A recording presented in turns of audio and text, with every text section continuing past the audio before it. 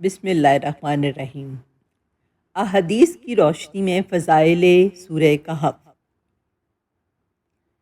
حضرت برا بن عازب سے روایت ہے کہ ایک صحابی سورہ کہف کی تلاوت کر رہے تھے۔ ان کے نزدیک ہی ایک طرف ان کا گھوڑا 2 رسیوں کے ساتھ بندھا ہوا تھا۔ اچانک نور کے ایک بادل نے ان کو ڈھانپ لیا اور ان کے قریب سے قریب تر آنے لگا اور گھوڑا بدکنے لگا۔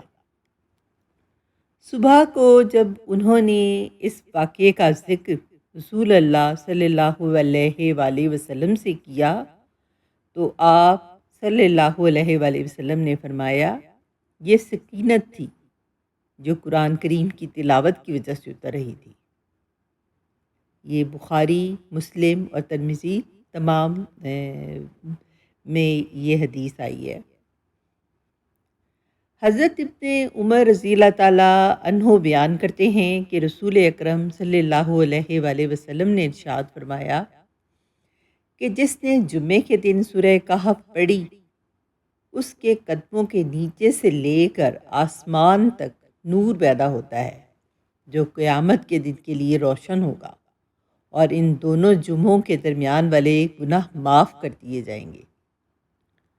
ابو سعید رضی اللہ تعالیٰ عنہ سے روایت ہے کہ رسول اللہ صلی اللہ علیہ وآلہ وسلم نے فرمایا کہ جو شخص جمعے کے دن سورہ کہف پڑھے گا تو اس کے لیے 2 جمعوں کے درمیان ایک جمعے سے لے کر دوسرے جمعے تک نور جگمگاتا رہے گا۔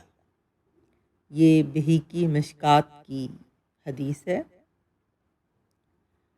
حضرت ابو درداء سے روایت ہے کہ آپ صلی اللہ علیہ وآلہ وسلم نے فرمایا، جس نے سورہ کہف کی پہلی 3 آیات یاد کر لی اور ان کو پڑھتا رہا تو وہ دجال کے فتنے سے محفوظ رہے گا۔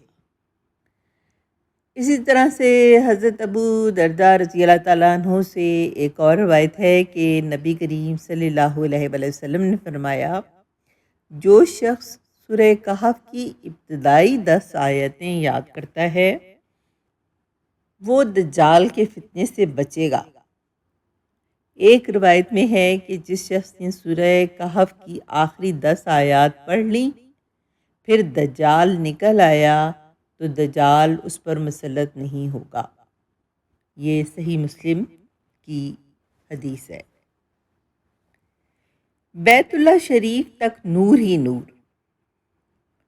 رسول اللہ صلی اللہ علیہ وآلہ وسلم نے ارشاد فرمایا، جو شخص جمعے کے دن سورہ کہف کی تلاوت کرے تو جس جگہ وہ تلاوت کرتا ہے وہاں سے لے کر مکہ مکرمہ تک کا تمام فاصلہ نور سے منور ہو جاتا ہے۔